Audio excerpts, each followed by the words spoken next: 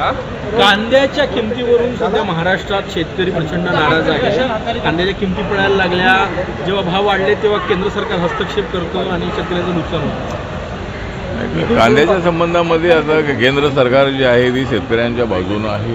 कांद्याला चांगला भाव मिळाला पाहिजे. अनेक वर्षापासूनची मागणी आहे की कांद्याचा भाव फिक्स असला पाहिजे. त्या दृष्टिकोनातून नक्की केंद्र विचार करत आहे. शेतकऱ्यांचं नुकसान होऊ नये अशाच पद्धतीची आमची भूमिका आहे. धनंजय मुंडे हे दिल्लीला गेलेले आहे आणि त्या ठिकाणी पियुष गोयल त्यांची चर्चा आहे. त्याच्यातून जो मार्ग आहे तो मार्ग निघण्याची शक्यता आहे आणि नक्की केंद्र सरकार जे आहे ते शेतकऱ्यांचं नुकसान होऊ नये आणि जे जनता आहेत त्यांना त्या त्रास होऊ नये अशा पद्धतीची केंद्राची भूमिका आहे. कांद्यावर एखादी कविता, कांद्यावर एखादी कविता. आता म्हणजे महाराष्ट्रामध्ये मोठ्या प्रमाणामध्ये पिकत आहे कांदा. महाराष्ट्रामध्ये मोठ्या प्रमाणामध्ये पिकत आहे कांदा आणि महाविकास आघाडीचा झालेला आहे वांदा. त्यामुळं कांदा जो आहे तो कांदा आवश्यक आहे. कांदा सगळ्यांनी खाल्ला पाहिजे आणि कांद्याला चांगला भाव शेतकऱ्यांना मिळाला पाहिजे आणि जनतेलाही परवडलं पाहिजे अशी आमची भूमिका आहे. सर, लोकसभा निवडणुकीची तयारी सुरू झाली आहे. आरपीआयने एकूण किती जागा मागितल्या आणि तुम्ही लोकसभेची निवडणूक लढणार आहात का, कुठून लढणार आहात? एक तर रिपब्लिकन पक्षाची भूमिका अशी आहे की आता रिपब्लिकन पक्ष जो आहे BJP सोबत आहे. त्यानंतर एकनाथ शिंदे यांची शिवसेना आहे. अजितदादा पवार यांची राष्ट्रवादी काँग्रेस पार्टी आहे. इतरही महायुतीचे आमचे मित्र पक्ष आहेत. तर रिपब्लिकन पक्षाला असं वाटतं की रिपब्लिकन पक्षाला जर 2 जागा मिळाल्या आणि ते आम्ही निवडून आणल्या तर रिपब्लिकन पक्षाला महाराष्ट्रामध्ये मान्यता मिळणार आहे. त्यासाठी मी JP नड्डा यांच्याशी बोललेलो आहे. एकदा या ठिकाणी देवेंद्र फडणवीस जी आहेत, नितीन गडकरी जी आहेत, एकनाथ शिंदे जी आहेत, अजितदादा आहेत, यांच्याशी बोलून रिपब्लिकन पक्ष जो आहे हा एक जरी छोटा पक्ष असला तरी आमच्याकडे बॅलेन्सिंग पॉवर आहे. आमच्याकडे बॅलेन्सिंग असणारी मतं आहे आणि त्यामुळं रिपब्लिकन पक्षाला सन्मान मिळाला पाहिजे. रिपब्लिकन पक्षाला योग्य वाटा मिळाला पाहिजे अशा पद्धती आमची भूमिका आहे आणि त्यासाठी मी अमित शाह यांना भेटणार आहे. JP नड्डा जे आहेत त्यांच्याशी चर्चा करणार आहे आणि रिपब्लिकन पक्षाला 2 जागा मिळाव्यात अशी आमची अपेक्षा आहे. आणि 3D मतदारसंघामध्ये मी 2009मध्ये हरलो होतो. तर त्या ठिकाणच्या लोकांची इच्छा अशी आहे की मी जर सध्या माननीय नरेंद्र मोदींच्या मंत्रिमंडळामध्ये असल्यामुळं जर मला त्या ठिकाणी निवडणूक लढण्याची संधी मिळाली तर शिर्डीचा जो विकास आहे तो करण्यामध्ये मला त्या ठिकाणी संधी मिळणार आहे. त्यामुळं मला शिर्डीमध्ये लढण्याची इच्छा आहे. जर मला जर संधी दिली तर नक्की मी त्या ठिकाणी लढेन आणि मी त्या ठिकाणी निवडून येईन. प्रकाश आंबेडकरांना इंडिया आघाडीत अजूनही निमंत्रण दिले गेलेलं नाही, तुम्ही त्यांना काय आव्हान? प्रकाश आंबेडकरांना जी INDI ही जी आघाडी आहे तर ही जी आघाडी आहे ही आघाडी निगेटिव्ह आघाडी आहे. म्हणजे त्यांनी माननीय राहुल गांधी यांनी ओढून ताणून अशा पद्धतीचं नाव त्या ठिकाणी केलेलं आहे. एक राष्ट्रीय विरोधी आघाडीचं नाव इंडिया ठेवणं हे अत्यंत अयोग्य आहे, परंतु त्यांनी ते ठेवलेलं आहे. तर माझी भूमिका अशी आहे की INDI अशी जी आघाडी आहे तर त्यामध्ये I म्हणजे इंट्रोडक्शन, N म्हणजे निगेटिव्ह, D म्हणजे डेट, I म्हणजे आयडिया आणि A म्हणजे अलायन्स. म्हणजे चुकीच्या वेळेला झालेला अशा पद्धतीचा निगेटिव्ह अलायन्स आहे.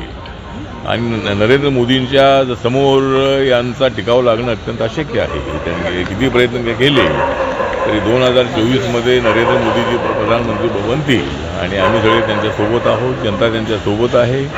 जरी यांची INDI आघाडी जरी ते करत असले तर त्यांना तो लोकशाहीमध्ये अधिकार आहे. त्यांनी तो प्रयत्न करावा, परंतु जी जनता जी आहे ती आमच्यासोबत आहे आणि आम्हाला 350 पर्यंत जागा मिळतील अशी आम्हाला अपेक्षा आहे. सर, ये बताइए कि इंडिया के जो मीटिंग होने वाली मुंबई में उसमें आम आदमी पार्टी भी शामिल हो रही है.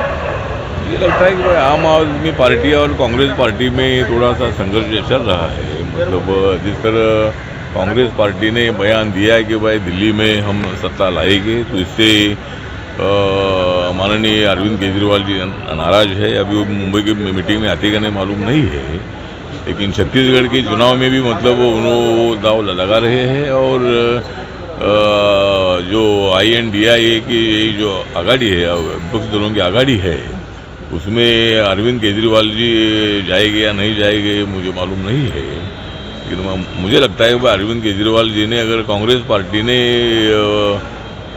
ये तय किया था कि भाई हम सब लोग मिलकर लड़ेंगे, लेकिन कांग्रेस पार्टी ने ही मतलब उसमें छेद करने का काम किया है, इसीलिए अरविंद केजरीवाल जी ने उस मीटिंग में नहीं जाना चाहिए। संजय राउत मुंबई से चुनाव लड़ने वाले हैं, क्या कहोगे?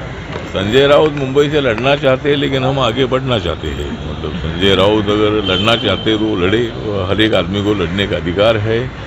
और लेकिन अगर संजय राउत अगर मुंबई से लड़ना चाहते हैं तो हम भी मतलब दिल्ली के तख्त का पहाड़ चढ़ना चाहते हैं। लोकसभा चुनाव को देखते हुए आरपीआई कितनी सीट मांगेगी लोकसभा चुनाव में? लोकसभा के चुनाव में हमको लगता है कि भाई रिपब्लिकन पार्टी विदर्भ में है और हर जगह पर रिपब्लिकन पार्टी है। रिपब्लिकन पार्टी में जरूर अलग अलग ग्रुप है, लेकिन मेरा ग्रुप जो है हर तहसील में, गांव में, हर जिले में मेरा ग्रुप काम करता है। और रिपब्लिकन पार्टी को अगर 2 सीट मिलती है तो रिपब्लिकन पार्टी के 2 सीट अगर चुनकर आती है तो आरपीआई को महाराष्ट्र में मान्यता में मिल सकती है। जिस तरह नागालैंड में हमारी पार्टी के 2 MLA चुनकर आए और वहाँ हमारी पार्टी को स्टेट की मान्यता मिली है, तो उसी तरह मेरी कोशिश रहेगी कि भाई आरपीआई को भी 2 सीट मिलनी चाहिए। और मेरा कहना यह है कि अभी हमारे महायुति में और किसी पार्टी को नहीं लेना चाहिए। ये भी बातचीत चल रही है कि भाई कांग्रेस के MLA टूटने वाले हैं, ये कुछ होने वाले हैं, लेकिन मुझे लगता है कि हमें कोई आवश्यकता नहीं है और हमने किसको तोड़ना नहीं है। मतलब एकनाथ शिंदे जी मतलब उद्धव ठाकरे जी को छोड़कर हमारे पास आए हैं, अजीत दादा व शरद पवार साहब को छोड़कर हमारे साथ आए हैं। हमने किसको तो तोड़ा नहीं है, वो तो खुद टूटकर हमारे पास आए हैं। तो जो आते हैं उनका स्वागत करने की जिम्मेदारी राजनीति में होती है, इसीलिए बीजेपी ने उनको तोड़ा है, बीजेपी ने सरकार गिराई है। इसी तरह के आरोप में तथ्य नहीं है। वो अपने MLA संभाल नहीं पाए, वो अपने नेता संभाल नहीं पाए, उसके लिए हम जिम्मेदार नहीं है। माननीय उद्धव ठाकरे जी को मैं बार बार बोल रहा था कि भाई आप हमारे पास आइए, लेकिन उद्धव ठाकरे जी हमारे साथ आए नहीं।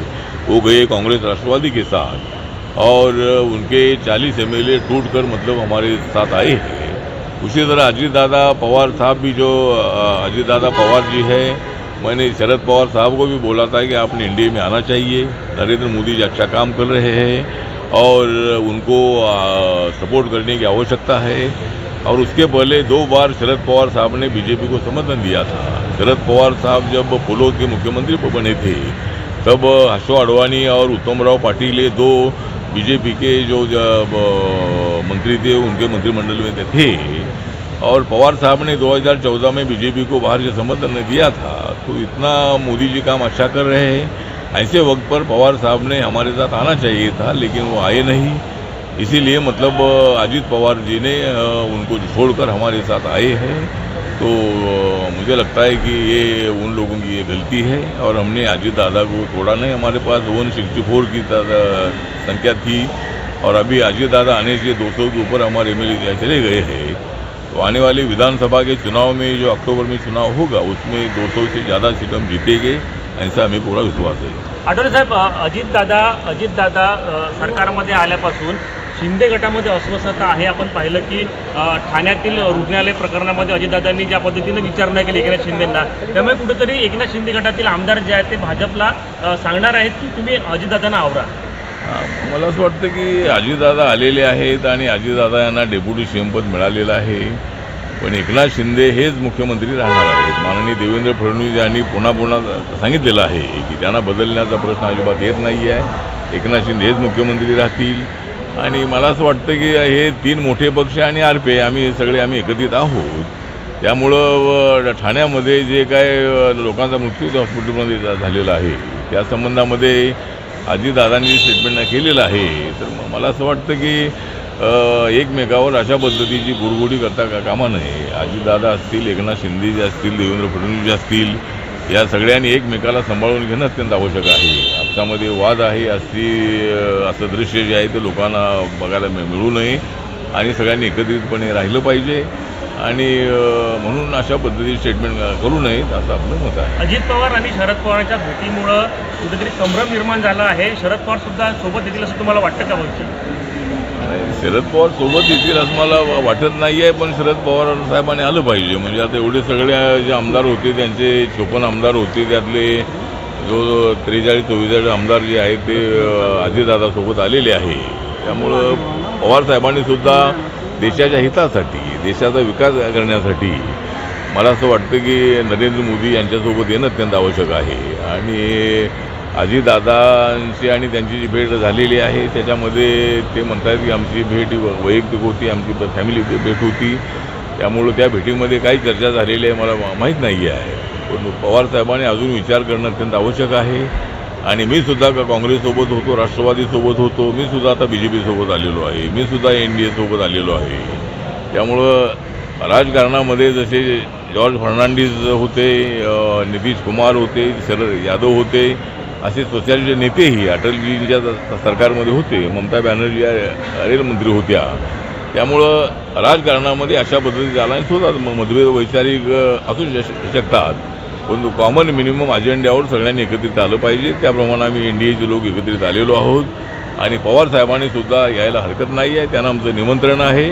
आणि त्यांनी NDA सोबत महाराष्ट्राच्या आणि देशाच्या विकासासाठी आलं पाहिजे.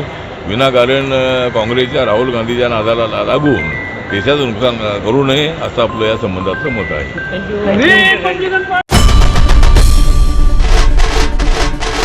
आई भवानीचा गजर म्हणजे झी 24 तास